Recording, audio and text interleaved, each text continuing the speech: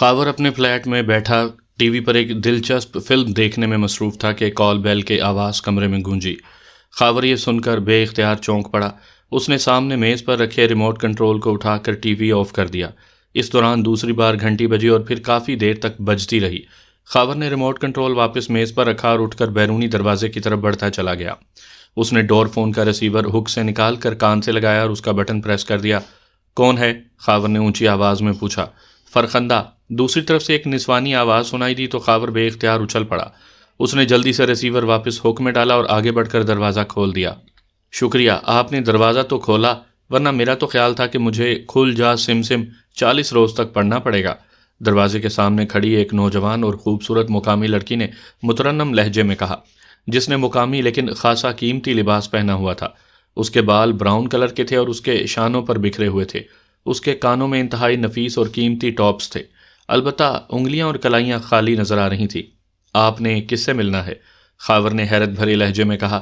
Mister Khawar سے، لڑکی نے جواب دیا تو خاور کے چہرے پر حیرت کے تاثرات ابھر آئے۔ لیکن میں تو آپ کو جانتا ہی نہیں، خاور نے الجھے ہوئے لہجے میں کہا۔ کیا یہ سارا انٹرویو آپ نے یہیں دروازے پر کھڑے کھڑے لینا ہے؟ کیا اندر کوئی عورت موجود ہے جو آپ مجھے اندر نہیں بلا رہے؟ فرخندہ نے منہ بناتے ہوئے کہا۔ آئیے تشریف لائیے، خاور نے ایک طویل سانس لیتے ہوئے کہا اور ایک طرف ہٹ گیا۔ شکریہ، فرخندہ نے مسکراتے ہوئے کہا۔ اس کا انداز ایسا تھا جیسے اس نے کوئی عظیم مملکت فتح کر لی ہو اور اس مملکت میں وہ بطور کسی فاتح کے داخل ہو رہی ہو، جبکہ خاور ہونٹ بھینچے کھڑا تھا۔ اچھا، صاف ستھرا فلیٹ ہے، لگژری بھی ہے، اس کا مطلب ہے کہ آپ کی آمدنی خاصی ہے۔ فرخندہ نے حال میں پہنچ کر غور سے ادھر ادھر دیکھتے ہوئے کہا۔ تشریف رکھیں محترمہ، خاور نے کہا۔ کیا میں آپ کو بوڑھی کھوسٹ نظر آ رہی ہوں یا آپ کی آنکھوں میں کوئی پرانے دور کے لینز لگے ہوئے ہیں کہ سب آپ کو پرانے دور کے بوڑھے ہی نظر آتے ہیں؟ فرخندہ نے پلٹ کر قدرے غصیلے لہجے میں کہا۔ میں نے تو بیٹھنے کے لیے کہا ہے، یہ بڑھاپا کہاں سے درمیان میں داخل ہو گیا؟ خاور نے حیرت بھرے لہجے میں کہا۔ یہ بوڑھے اور تکلف زدہ الفاظ، تشریف رکھیں اور پھر محترمہ، اس نے تو لٹیا ہی ڈبو دی۔ ابھی پوچھ رہے ہو کہ بڑھاپا کہاں سے آ گیا؟ فرخندہ نے بڑی بڑی آنکھیں نکالتے ہوئے کہا تو خاور بے اختیار ہنس پڑا۔ وہ اب یہ سوچ کر نارمل ہو گیا تھا کہ فرخندہ کوئی ایسی لڑکی ہے جسے ٹی وی چینلز پر آنے والے دغا دے کر خود بھی ڈرامہ کرنے کا شوق چرایا ہے۔ شکر ہے تم ہنسے تو صحیح، ورنہ تو مجھے یوں محسوس ہو رہا تھا کہ اجنبی لڑکی کے سامنے تم بالکل بھی نہیں ہنس سکتے اور اس کو دیکھ کر بے ہوش ہو کے گر تو سکتے ہو۔ فرخندہ نے بے اختیار ایک طویل سانس لیتے ہوئے کہا۔ یہ حقیقت ہے کہ اس فلیٹ میں جب سے میں موجود ہوں تم پہلی لڑکی ہو جو یہاں داخل ہوئی ہے۔ خاور نے فریج سے جوس کے 2 ٹن نکال کر میز پر رکھتے ہوئے کہا۔ واہ، غیر ملکی جوس، واہ، یہ تو مزید اچھی خبر ہے۔ فرخندہ نے جوس کا ٹن اٹھا کر اسے دیکھتے ہوئے کہا۔ یہ تم پہیلیوں میں کیوں باتیں کرتی ہو؟ کیسی اچھی خبر؟ خاور نے کہا۔ کیا تمہارا ذہنی آئی کیو لیول اس قدر نیچے ہے کہ تم سیدھی سیدھی باتیں بھی نہیں سمجھ سکتے؟ پہلی اچھی خبر یہ تھی کہ فلیٹ اچھا، صاف ستھرا اور لگژری تھا۔ دوسری اچھی خبر یہ تھی کہ غیر ملکی جوس پینے اور پلانے والا معاشی طور پر خاصا مضبوط ہوتا ہے۔ فرخندہ نے منہ بناتے ہوئے کہا۔ لیکن اس میں تمہارے لیے کیا اچھی خبر ہے؟ خاور نے حیران ہوتے ہوئے کہا۔ میرے لیے ہی تو یہ اچھی خبریں ہیں، کیونکہ اب میں مستقل طور پر اسی فلیٹ میں رہوں گی۔ فرخندہ نے جوس کا ایک بڑا سپ لیتے ہوئے کہا تو خاور بے اختیار اچھل پڑا۔ یہ کیا کہہ رہی ہو تم؟ خاور نے قدرے غصیلے لہجے میں کہا۔ بڑی بوڑھیاں کسی زمانے میں اپنی بیٹیوں کو ڈولیوں میں بٹھایا کرتی تھیں تو کہا کرتی تھی کہ اب تمہارا اس گھر سے جنازہ ہی نکلے گا جس گھر میں ڈولی جا کر رکھی جائے گی۔ ویسے خاور، کیسا رومانٹک ماحول ہوگا۔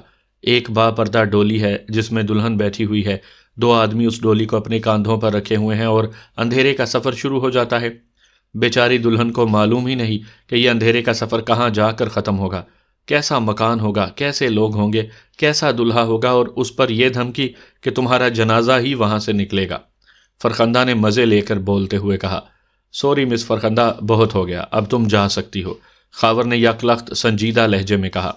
اس طرح آنکھیں نکالنے اور سنجیدہ ہونے سے کچھ نہیں ہوگا، اور تم نے دوبارہ ایسی مشق کی تو میں پولیس کو کال کر لوں گی اور تمہیں اپنی پوری زندگی باقی کی جیل میں گزارنا پڑے گی، اس لیے ایزی رہو۔ فرخندہ نے باقاعدہ اسے ڈانٹتے ہوئے کہا۔ تم ہو کون اور کیا چاہتی ہو؟ خاور نے کہا۔ اب وہ واقعی انتہائی سنجیدہ تھا۔ یہ اچھا سوال ہے، ساری رات یوسف زلیخا کا قصہ سنتے رہے اور صبح کو پوچھ رہے ہو کہ زلیخا کون ہے؟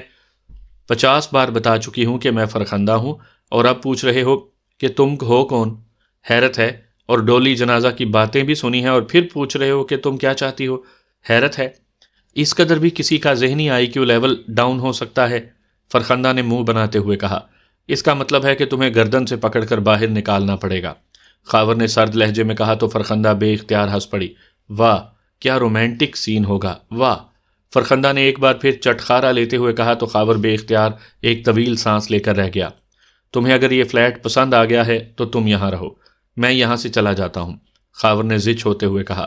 اب تو ہمارا جنم جنم کا ساتھ ہے، اس لیے اب یہ بچھڑنے کی غیر رومانٹک باتیں مت کرو، مجھے ہجر و فراق پر مبنی گانے پسند نہیں ہیں، فرخندہ نے منہ بناتے ہوئے کہا۔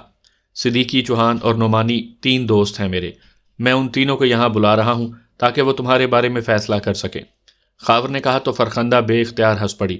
تمہارا مطلب ہے کہ میں 4 سٹارز کا کیس ہوں جسے تم چاروں مل کر حل کرو گے؟ فرخندہ نے کہا تو خاور بے اختیار اچھل پڑا، اس کے چہرے کے اعصاب یک لخت تن گئے تھے۔ سچ سچ بتاؤ کہ کون ہو تم؟ خاور کا لہجہ یک لخت پھاڑ کھانے والا ہو گیا۔ ارے ارے کیا ہوا، اس قدر غصہ کیوں آ گیا ہے تمہیں؟ اور سنو، اگر تم یہ سمجھ رہے ہو کہ میں عام لڑکی ہوں اور تمہارے سامنے سر جھکا کر بیٹھ جاؤں گی اور اگر تم مارو گے تو سسکیاں ہی لیتی رہوں گی تو یہ غلط ہے۔ میں نے مارشل آرٹ میں بلیک بیلٹ حاصل کی ہے، اس لیے ہوش میں رہ کر کوئی حرکت کرنا، اور ویسے میں نے ایسی کون سی بات کر دی ہے کہ تمہیں اس قدر غصہ آ گیا ہے؟ دارالحکومت کے آدھے سے زیادہ لوگ جانتے ہیں کہ تم چاروں نے مل کر ایک خفیہ تنظیم 4 سٹار بنائی ہوئی ہے اور تم اس تنظیم کے تحت مجرموں کے خلاف کارروائی کرتے ہو۔ اگر میں نے یہ بات کر دی ہے تو اس قدر مرچیں کیوں چبا رہے ہو؟ اور یہ بات بھی سن لو کہ تم چاروں سٹار ہو لیکن میں سپر سٹار ہوں، فرخندہ نے مسلسل بولتے ہوئے کہا۔ تمہارا تعلق کس تنظیم سے ہے اور کس نے تمہیں یہاں بھیجا ہے، اور تم مجھے کیسے جانتی ہو؟ خاور نے پہلے سے زیادہ سنجیدہ لہجے میں کہا۔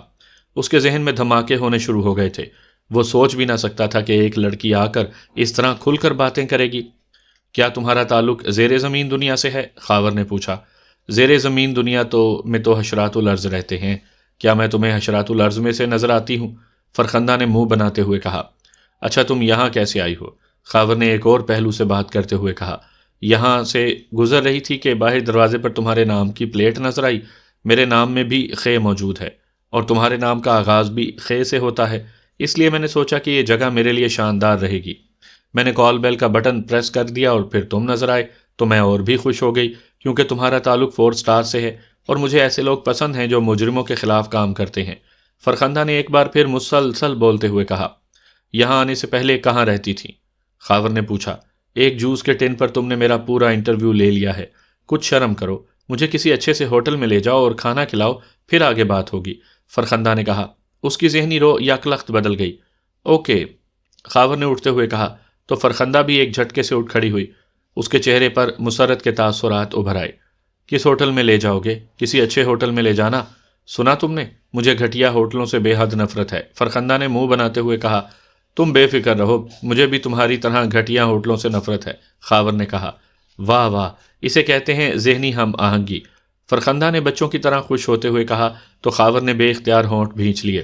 وہ اس لیے فوراً تیار ہو گیا تھا کہ اس طرح وہ اپنا فلیٹ اس سے خالی کروا سکتا تھا، ورنہ اسے واقعی سمجھ نہیں آ رہی تھی کہ وہ ایک اچھی بھلی سمجھدار لڑکی کو کس طرح اپنے فلیٹ سے باہر نکالے۔ جہاں تک ہوٹل جانے کا تعلق تھا، وہ اسے کسی ہوٹل میں لے جانے کے بجائے 4 سٹارز کے ہیڈ کوارٹر لے جا رہا تھا تاکہ صدیقی اور دوسرے ساتھیوں کو کال کر کے فرخندہ کا مسئلہ ان کے سامنے پیش کر سکے۔ سامعین کرام، آپ سن رہے ہیں عمران سیریز کے سلسلے میں ایک دلچسپ اردو کہانی جس کا نام ہے فائٹ پلس۔ اس کہانی کے مصنف ہیں مظہر کلیم ایم اے۔ یہ اس سلسلے کی پہلی قسط ہے۔ مجھے امید ہے آپ کو میری یہ کاوش پسند آئے گی۔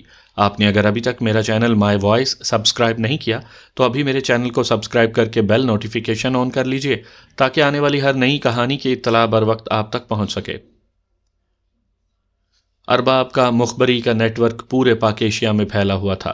اس نے دارالحکومت کے ایک بزنس پلازا میں باقاعدہ آفس بنایا ہوا تھا جس کے باہر تو کسی اور بزنس کا بورڈ لگا ہوا تھا، لیکن یہاں بیٹھ کر ارباب نہ صرف بزنس کالیں وصول کرتا تھا بلکہ اپنے آدمیوں کو ہدایات بھی یہیں سے دیتا تھا۔ یہاں اس نے پورا سٹاف رکھا ہوا تھا جو فائل ورک کرتا تھا۔ اس کی بیوی لیلا کا آفس بھی یہیں تھا، لیکن لیلا کسی ایک جگہ ٹک کر بیٹھنے کی عادی ہی نہیں تھی، اس لیے وہ اپنی مرضی سے آتی اور اپنی مرضی سے چلی جاتی تھی۔ وہ پہلے سے زیادہ پھیل گئی تھی، حالانکہ سلم ہونے کے لیے وہ نہ جانے کون کون سی ورزش کرتی رہتی تھی، لیکن چونکہ کھانے میں اور آئس کریم میں اس میں پرہیز نہیں ہو سکتا تھا، اس لیے اس کی ورزش اس پر کوئی اثر نہیں کرتی تھی۔ ارباب اس وقت ایک فائل کے مطالعے میں مصروف تھا کہ پاس پڑے ہوئے فون کی گھنٹی بج اٹھی تو اس نے ہاتھ اٹھا کر ریسیور اٹھا لیا۔ ارباب بول رہا ہوں، ارباب نے کہا، کیونکہ فون ڈائریکٹ تھا۔ لیلا بول رہی ہوں ارباب۔ فرخندہ نے نہ جانے کہاں چلی گئی ہے، اس کی بیوی لیلا کی آواز سنائی دی، لہجے میں پریشانی نمایاں تھی۔ وہ ایک محاورہ ہے، خس کم جہاں پاک، اب میں وہی کہہ سکتا ہوں، ارباب نے سنجیدہ لہجے میں کہا۔ اور اگر میں گھر سے چلی جاؤں تو تم کون سا محاورہ بولو گے؟ لیلا نے کاٹ کھانے والے لہجے میں کہا۔ اب کیا کیا جائے، ہاتھی گم ہو ہی نہیں سکتا، ارباب نے منہ بناتے ہوئے کہا۔ بس بس، اپنی یہ مچھر والی بھیں بھیں بند کرو اور فرخندہ کو تلاش کرواؤ، لیلا نے چیختے ہوئے کہا۔ تلاش کراؤ؟ کیا مطلب؟ کیا وہ دودھ پیتی بچی ہے؟ اس کا ذہنی توازن خراب ہے جو میں اسے تلاش کرواؤں؟ اچھی خاصی ہوشیار، تیز، بلکہ عیار لڑکی ہے، آ جائے گی خود ہی پھر پھرا کے، بے فکر رہو۔ تم سے زیادہ ہوشیار ہے تمہاری لاڈلی، ارباب نے جواب دیتے ہوئے کہا۔ اور اگر نہ آئی تو؟ لیلا نے کہا۔ تو پھر وہی محاورہ بولنا پڑے گا، بہرحال فکر مت کرو، آسانی سے جان نہیں چھوڑنے والی وہ، ارباب نے کہا، اور اس کے ساتھ ہی اس نے ریسیور رکھ دیا۔ فرخندہ لیلا کی چھوٹی بہن تھی، وہ گریٹ لینڈ میں رہتی تھی۔ جب ارباب یہاں سیٹل ہو گیا تو لیلا نے اسے بھی وہاں سے مستقل طور پر یہاں بلا لیا۔ فرخندہ کو جرائم اور مجرموں سے بے حد دلچسپی تھی۔ اس نے گریٹ لینڈ میں کرمنالوجی میں گریجویشن کیا تھا، اور اس کے ساتھ ساتھ اس نے وہاں مارشل آرٹ اور شوٹنگ وغیرہ کی بھی باقاعدہ ٹریننگ لی ہوئی تھی، اس لیے وہ لڑنے بھڑنے سے بھی گھبراتی نہیں تھی، اور تمام دن ہوٹلوں، کلبوں اور ایسی جگہوں پر گھومتی رہتی تھی جہاں اس کے مطلب کے لوگ آتے جاتے رہتے تھے۔ ارباب پہلے تو اس کی اس مصروفیات پر خاصا برافروختہ ہوا، لیکن پھر جب اس کے آدمیوں نے اسے رپورٹیں دیں کہ فرخندہ کا کردار بہت مضبوط ہے تو وہ مطمئن ہو گیا۔ ویسے چونکہ اس کے آدمی ہر کلب، ہوٹل، جوئے خانے اور اس قسم کے مقامات پر مستقل موجود رہتے تھے، اس لیے اسے زیادہ فکر نہیں رہتی تھی۔ گو وہ لیلا سے کئی بار کہہ چکا تھا کہ فرخندہ آوارہ اونٹنی کی طرح پھرتی رہتی ہے، اس لیے اس کی ناک میں نکیل ڈال دینی چاہیے، لیکن لیلا ہر بار ٹال جاتی تھی، کیونکہ وہ جانتی تھی کہ فرخندہ کو جب بھی کوئی پسند آیا تو وہ ببانگے دبل اس سے شادی کرنے کا اعلان کر دے گی۔ ابھی ارباب فائل کے آخری صفحے پر تھا کہ فون کی گھنٹی ایک بار پھر بج اٹھی تو اس نے چونک کر فون کی طرف دیکھا اور ہاتھ بڑھا کر ریسیور اٹھا لیا۔ ارباب بول رہا ہوں، ارباب نے کہا۔ تم بس بولتے ہی رہو گے، میں نے تمہارے نیٹ ورک کے 3 آدمیوں سے پوچھ لیا ہے، فرخندہ کے بارے میں کسی کو بھی نہیں معلوم، لیلا نے پریشان سے لہجے میں کہا۔ تو پھر بتاؤ میں کیا کر سکتا ہوں؟ ویسے آج سے پہلے تو تم کبھی اتنی پریشان نہیں ہوئی، آج کیا بات ہے؟ ارباب نے فائل بند کرتے ہوئے کہا۔ معلوم نہیں کیا بات ہے، مجھے یوں محسوس ہو رہا ہے جیسے فرخندہ کسی مشکل میں ہو۔ تم اپنے تمام نیٹ ورک کو الرٹ کر دو اور دوسرے نیٹ ورکس کو بھی کہہ دو کہ فرخندہ کے بارے میں اطلاع دیں، لیلا نے کہا۔ اس کی فیس کون دے گا؟ ارباب نے پیشہ ورانہ لہجے میں بات کرتے ہوئے کہا۔ اور اگر فرخندہ مشکل میں ہوئی اور تم فیس مانگتے رہے تو تمہیں معلوم ہے کہ کیا ہوگا، لیلا نے پھاڑ کھانے والے لہجے میں کہا۔ اتنی فیس تو تمہیں دینی ہی پڑے گی کہ ایک دن کے لیے تمہاری آئس کریم کا بل نہ آئے، ارباب نے مسکراتے ہوئے کہا۔ چلو ٹھیک ہے، تمہارے پاس نہیں آئے گا بل، بلکہ براہ راست تمہارے بینک پہنچ جائے گا، لیلا نے کہا، اور اس کے ساتھ ہی رابطہ ختم ہو گیا۔ تو ارباب نے ریسیور رکھ کر ساتھ پڑے ہوئے فون کا ریسیور اٹھایا اور یکے بعد دیگرے چند بٹن پریس کر دیے۔ یس سر، محسن بول رہا ہوں۔ رابطہ قائم ہوتے ہی دوسری طرف سے اس کے آفس مینیجر کی مؤدبانہ آواز سنائی دی۔ فرخندہ کی تلاش اور رپورٹنگ میں پورے نیٹ ورک کو الرٹ کر دو، ارباب نے کہا، اور اس کے ساتھ ہی اس نے ریسیور رکھ دیا۔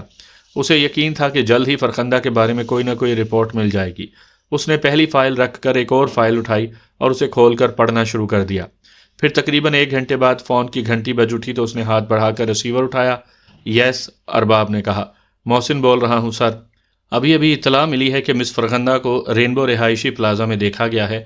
وہ اس پلازا کے فلیٹ نمبر 111 میں گئی۔ یہ فلیٹ کسی خاور نامی آدمی کا ہے۔ اس کے بعد مس فرخندہ کو ایک آدمی سمیت کار میں سٹار کالونی میں بھی دیکھا گیا، محسن نے رپورٹ دیتے ہوئے کہا۔ یہ خاور کون ہے؟ ارباب نے حیران ہوتے ہوئے پوچھا۔ سر وہ 4 سٹارز کا رکن ہے، محسن نے کہا تو ارباب بے اختیار اچھل پڑا۔ 4 سٹارز؟ او، یہ فرخندہ ان سے کیسے ٹکرا گئی؟ ارباب نے حیرت بھری لہجے میں کہا۔ اسے 4 سٹارز کے بارے میں پوری تفصیل کا علم تھا کہ یہ 4 افراد پر مشتمل سرکاری تنظیم ہے اور یہ چاروں پاک ایشیا سیکرٹ سروس کے بھی رکن ہیں، اور اس 4 سٹار تنظیم کا چیف صدیقی ہے، اور 4 سٹارز تنظیم مقامی مجرموں اور تنظیموں کے خلاف اپنے طور پر کام کرتی رہتی ہے۔ اس کا ہیڈ کوارٹر سٹار کالونی کی ایک کوٹھی میں ہے۔ یہ تو نہیں معلوم ہو سکا جناب، محسن نے جواب دیا۔ تمہیں معلوم تو ہوگا کہ 4 سٹارز کا ہیڈ کوارٹر بھی اسٹار کالونی میں ہے، اس کا فون نمبر کیا ہے؟ ارباب نے کہا۔ میں معلوم کر کے بتاتا ہوں جناب، محسن نے کہا تو ارباب نے ریسیور رکھ دیا۔ گو اس کا کوئی تعلق براہ راست 4 سٹارز سے نہیں تھا، لیکن اس نے سوچا کہ وہ ہیڈ کوارٹر فون کر کے علی عمران کا حوالہ دے کر بات کرے گا تو یقیناً بات بن جائے گی۔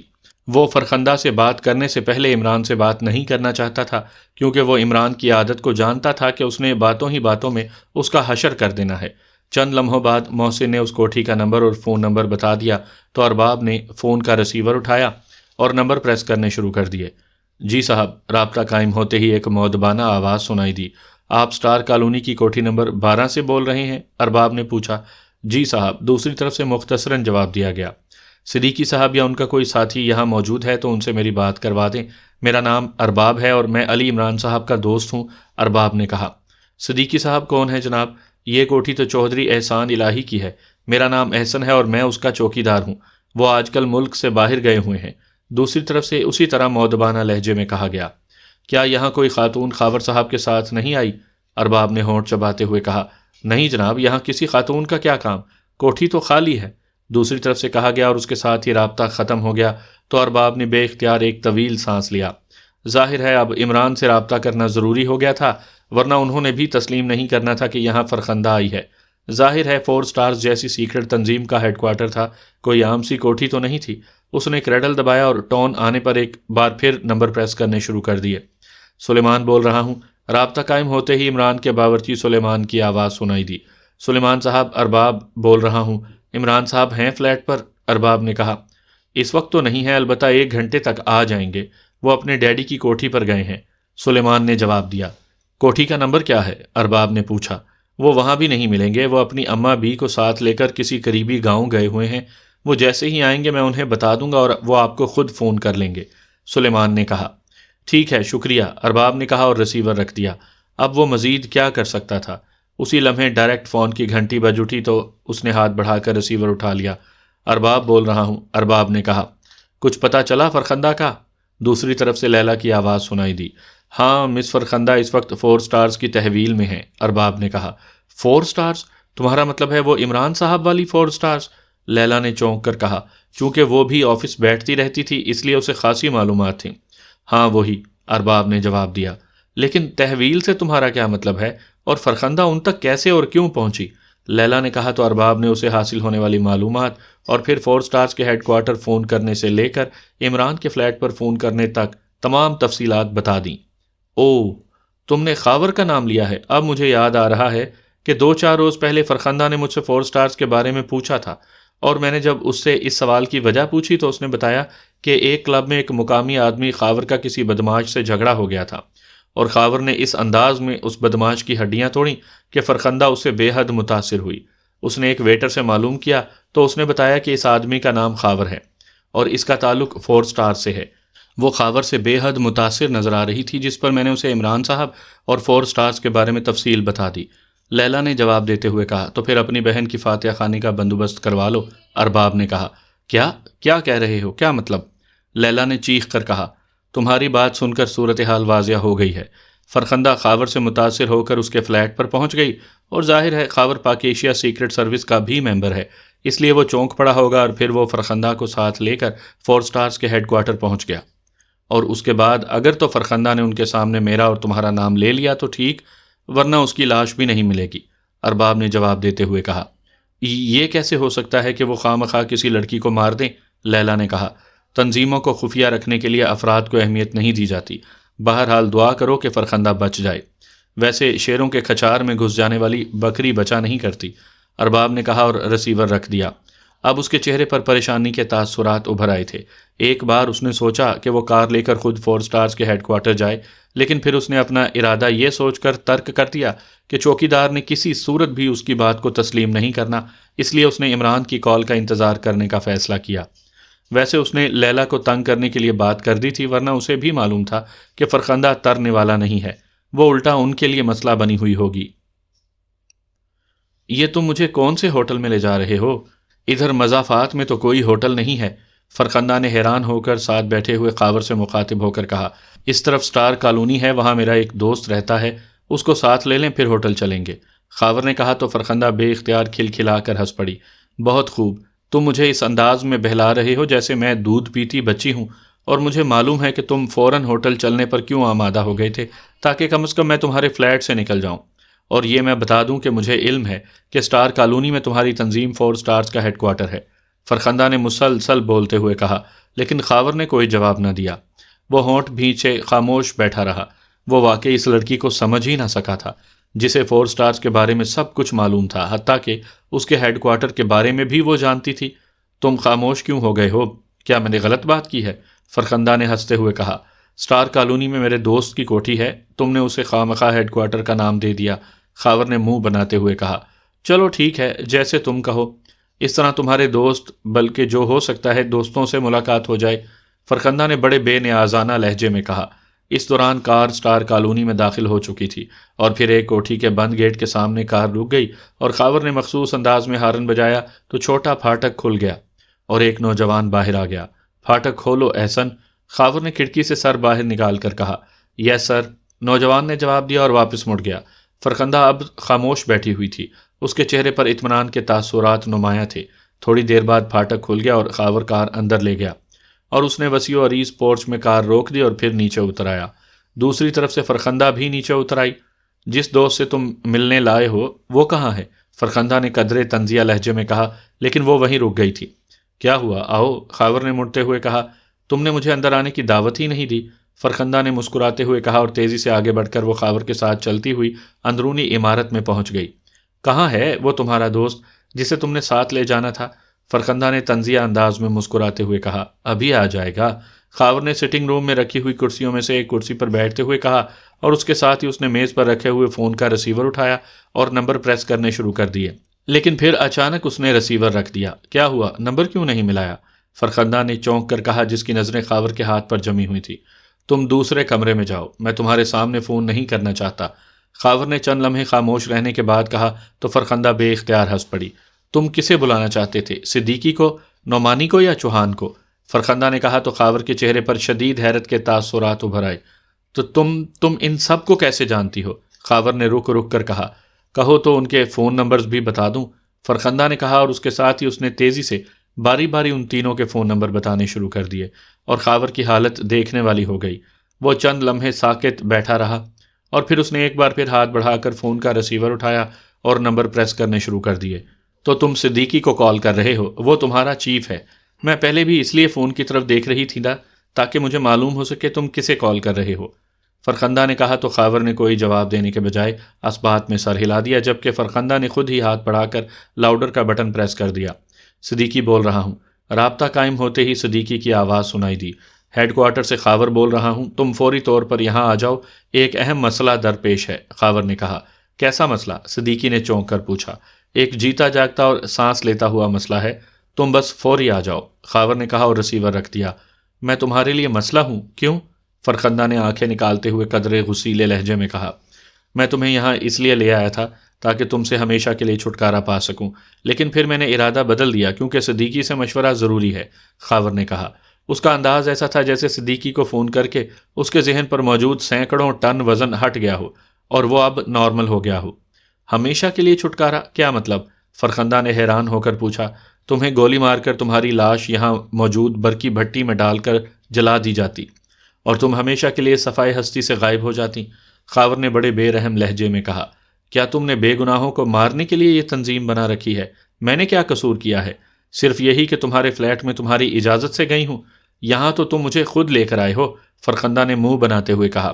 تمہارا قصور یہ ہے کہ تم ہمارے بارے میں بہت کچھ جانتی ہو، خاور نے کہا، اور اگر صدیقی کے آنے سے پہلے میں تمہیں گولی مار دوں تو پھر؟ فرخندہ نے کہا۔ مار سکتی ہو تو مار دو، مجھے کوئی اعتراض نہیں، خاور نے کہا تو دوسرے لمحے فرخندہ کے ہاتھ میں ایک چھوٹا سا لیکن انتہائی جدید ساخت کا مشین پسٹل نظر آنے لگا، اور ظاہر ہے اس کا رخ سامنے بیٹھے خاور کی طرف ہی تھا۔ یہ سائز میں چھوٹا ہے لیکن اس کی فائرنگ سے انسان تو انسان، ہاتھی بھی فوراً ہلاک ہو جاتا ہے۔ دکھاؤں تمہیں کہ تم کیسے مرتے ہو؟ فرخندہ نے کہا، اور اس کے ساتھ ہی اس کے چہرے پر صفاقی کے تاثرات ابھرتے چلے گئے۔ اس کے ساتھ ہی کمرہ ریٹ ریٹ کی تیز آوازوں اور انسانی چیخ سے گونج اٹھا۔ عمران جیسے ہی فلیٹ میں داخل ہوا، سلیمان نے اسے ارباب کے فون کے بارے میں بتا دیا۔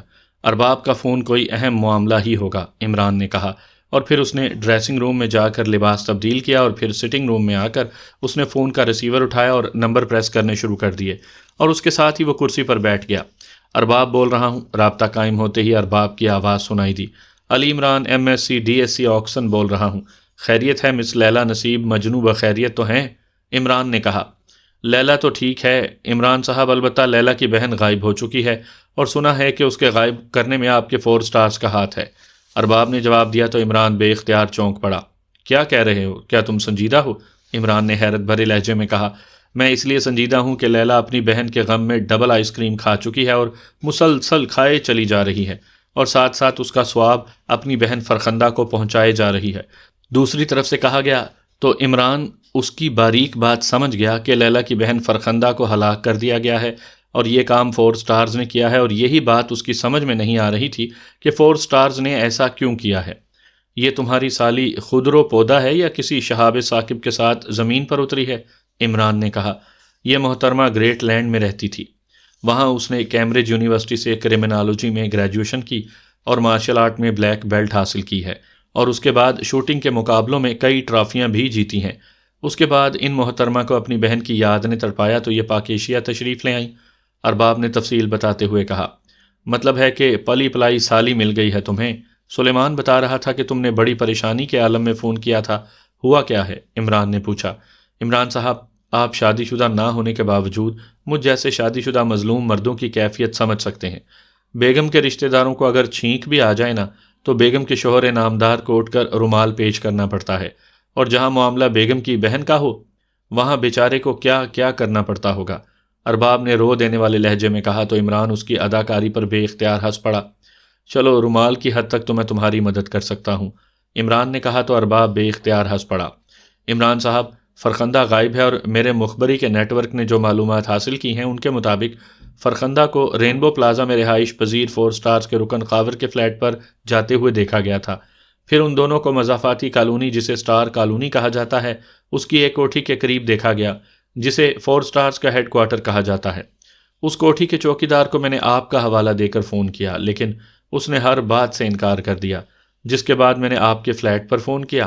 مجھے صرف اس بات کی فکر تھی کہ فرخندہ ڈرامہ کرنے کی بے حد شوقین ہے اور 4 سٹارز کے اراکین اس ڈرامائی صورتحال میں اسے گولی بھی مار سکتے ہیں۔ ارباب نے کہا تو عمران کے چہرے پر حیرت کے تاثرات ابھر آئے۔ تم 4 سٹارز کو کیسے جانتے ہو؟ عمران نے پوچھا۔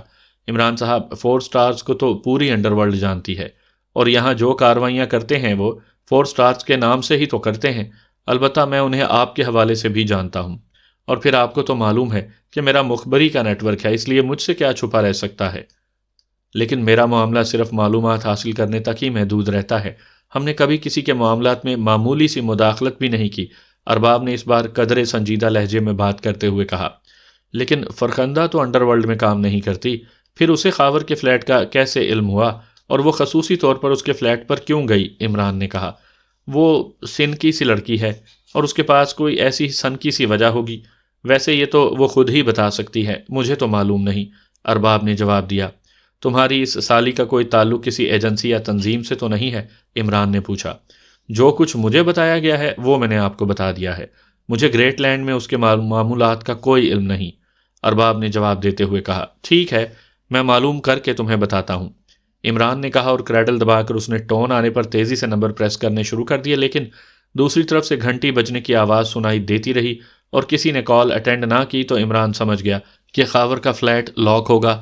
اس نے ایک بار پھر کریڈل دبایا اور ٹون آنے پر نمبر پریس کرنے شروع کر دیے۔ یس سر، احسن بول رہا ہوں۔ رابطہ قائم ہوتے ہی دوسری طرف سے 4 سٹارز ہیڈ کوارٹر کے چوکیدار احسن کی آواز سنائی دی۔ علی عمران بول رہا ہوں، یہاں خاور ہوگا، اس سے بات کرواؤ، عمران نے کہا۔ جی اچھا، ہولڈ کریں، دوسری طرف سے کہا گیا۔ ہیلو عمران صاحب، میں خاور بول رہا ہوں۔ چند لمحوں بعد خاور کی آواز سنائی دی۔ وہ لڑکی فرخندہ کہاں ہے؟ عمران کا لہجہ یک لخت خشک ہو گیا۔ یہاں موجود ہے، صدیقی اس سے پوچھ گچھ کر رہا ہے، لیکن آپ اسے کیسے جانتے ہیں اور آپ کو کیسے معلوم ہوا کہ وہ یہاں ہے؟ خاور نے حیرت بھرے لہجے میں کہا۔ ارباب اور لیلا کو جانتے ہو جو مخبری کا نیٹ ورک چلاتے ہیں؟ عمران نے کہا۔ جی ہاں، خاور نے جواب دیا۔ فرخندہ لیلا کی بہن ہے اور ارباب کی سالی۔ میں خود آ رہا ہوں، پھر تفصیل سے باتیں ہوں گی۔ میں نے اس فرخندہ سے بھی پوچھ گچھ کرنی ہے، عمران نے کہا۔ پوچھ گچھ؟ کیا مطلب؟ کیا کوئی مشکوک معاملہ ہے؟ خاور نے چونک کر کہا۔